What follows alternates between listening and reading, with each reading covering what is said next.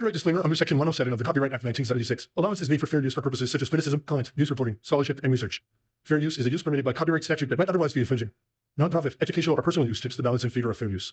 When Elat-Mazar realized she discovered an ancient structure near Jerusalem, she turned to the Bible to help explain what she found, and she learned that this new discovery supports the biblical accounts of King David and his son Solomon.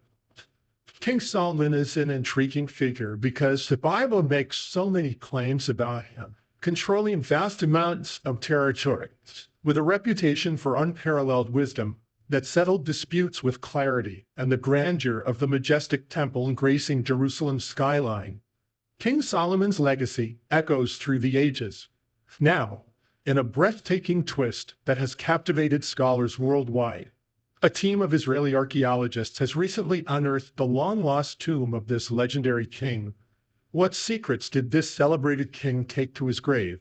And what astonishing artifacts lay hidden within its hallowed chambers? Join us as we delve into the mysterious depths of history as archaeologists open King Solomon's tomb after 3,000 years.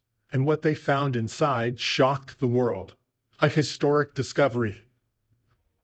The long-lost tomb of King Solomon, the legendary biblical figure celebrated for his immense wealth and wisdom, has been a subject of debate for decades. Many skeptics claim the tomb was nothing but a myth, since no one had successfully found it. However, fate had other plans. A team of scientists and archaeologists, led by Elat-Mazar from the Hebrew University of Jerusalem, made an astonishing discovery. They found the location of Solomon's tomb in the city of David. To solidify the credibility of this discovery, it is worth noting that this wasn't Dr. Mazar's first archaeological find. In 1986, she made a monumental archaeological discovery, a large gatehouse located about 150 meters north of the city of David in the Ophel area. At that time, Dr. Mazar didn't have enough evidence to attribute the gatehouse to King Solomon and refrained from making such claims. In 2009, Dr. Mazar resumed her excavations at the Ophel site. Everywhere she dug, layers from the First Temple period were uncovered, revealing a treasure trove of historical insights. With these discoveries, she revisited the dating of the gatehouse. The fresh evidence led her to conclude that the gatehouse likely dated back to the 10th century BCE, during the reign of King Solomon. Why should we trust Dr. Mazar's findings? Dr. Mazar was a brilliant scientist who placed immense value on the scientific method. One of her favorite sayings was, "We must let the stones speak." American lawyer Herschel Shanks, in a 2007 article for Biblical Archaeology Review, emphasized her expertise, stating that no one would question her professional competence as an archaeologist. Dr. Mazar was often seen as a biblical scientist, skillfully blending biblical narratives with her scientific research. Unlike many of her contemporaries, she had no reservations about integrating the Bible into her work. This approach set her apart in a field where science and religion often seem at odds. Among the many artifacts found at the site, over 30 bulli were discovered, contains more than 30 bulli. And one of them attracted our special attention. One of these particularly captivated her. Dr. Mazar's excitement and dedication to her work were evident, contrasting with the typical skepticism towards combining science and religion. Her profound expertise in archaeology played a crucial role in this significant discovery. What makes this discovery even more astonishing is that the team wasn't even looking for Solomon's tomb. Instead, they were searching for something much larger. Mazar and her team were excavating the oldest part of Jerusalem, hoping to find King David's palace.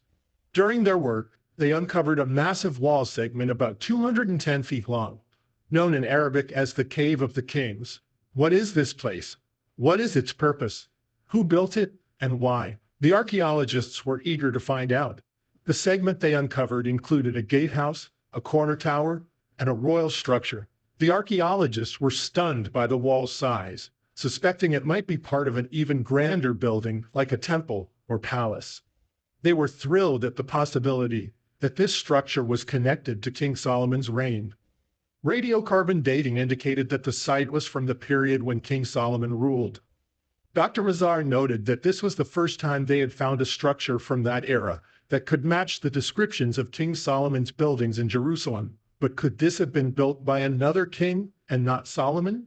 Dr. Mazar explained that there weren't many kings from the 10th century who could have built such a structure. Essentially, it could only have been David or Solomon. According to the Bible, King David, known for his battle with Goliath, was the father of King Solomon, who is credited with constructing the first temple of Jerusalem on the Temple Mount. Ceramics discovered near the wall helped date the structure to the second half of the 10th century BC, which was the era of King Solomon. Near the gatehouse, they found large earth and water storage vessels, one of which bore a Hebrew inscription, indicating it belonged to a high-ranking government official. Other finds included figurines typical of 10th century BC Jerusalem, such as four-legged animals and large-breasted women, likely symbolizing fertility. Moreover, archaeologists found jar handles with inscriptions mentioning the king and various Hebrew names. This makes the discovery even more fascinating and important. The historical and archaeological value of these finds cannot be overstated, as they provide a deeper understanding of the period and its people. Discoveries in ancient Ophel. For archaeologists, uncovering King Solomon's temple has long been a monumental goal. The recent discovery of a wall segment in Jerusalem's ancient Ophel area marks a historic breakthrough. Ophel, one of the city's oldest districts, is believed to have been the site of King David's palace. This finding adds fresh layers to our understanding of the region's past, connecting it firmly to biblical narratives that mention King Solomon, the illustrious ruler of ancient Israel, being laid to rest in the city of David. This discovery carries profound implications as it supports the biblical portrayal of Solomon as a powerful king overseeing a significant kingdom, challenging previous views that diminished his role to that of a minor tribal leader. The city of David, named after Solomon's father, King David, is considered the oldest part of Jerusalem, situated just south of the present-day Old City. This area holds historical significance as it is believed to be where King David established his capital after capturing Jerusalem from the Jebusites. Extensive archaeological excavations in this area have unearthed numerous ancient structures and artifacts that shed light on Jerusalem's early history. The city of David, also known as Wadi Hilwe, is an archaeological site seen as the original nucleus of ancient Jerusalem during the Bronze and Iron Ages. Located on the southern part of Jerusalem's eastern ridge, it lies between the Kidron Valley to the west and the Tyropean Valley to the east, south of the Temple Mount. The site features remnants dating back to the Middle Bronze Age, including defensive structures around the Gihon Spring. Notable discoveries include large stone buildings and stepped stone formations from the Iron Age, sparking scholarly debates about their possible connection to King David or a later era. One of the remarkable discoveries in the city of David is the Siloam Tunnel, also known as Hezekiah's Tunnel. This ancient engineering marvel was constructed to bring water into the city, showcasing the advanced skills of Jerusalem's ancient inhabitants. Originally attributed to Hezekiah, recent excavations suggest it may be even older. Alongside this tunnel, archaeologists have unearthed Roman-era remains, such as the Pool of Siloam and the Strauss Street. Today, these excavated areas are part of Jerusalem Walls National Park, managed by the Israel Nature and Parks Authority and operated by the Ir David Foundation. Situated in Wadi Hilwe, an extension of the Palestinian neighborhood of Silwan in East Jerusalem, adjacent to an Israeli settlement, this park is a significant archaeological site. Another significant discovery is a large stone structure believed by some to be the remains of King David's palace. If this massive building is indeed connected to David and Solomon, it underscores the city of David's historical importance as a center of power and administration during their reigns. Despite recent groundbreaking discoveries and significant artifacts found, previous archaeologists struggled to definitively locate any royal tombs belonging to Solomon or his successors. There are several reasons why the tombs of ancient Israelite rulers, such as Solomon, had not been found. One possible reason is that the city of David is vast, and not all parts have been thoroughly excavated in previous efforts. Another possibility is that over the centuries of Jerusalem's turbulent history, including wars and invasions, these tombs may have been destroyed or severely damaged.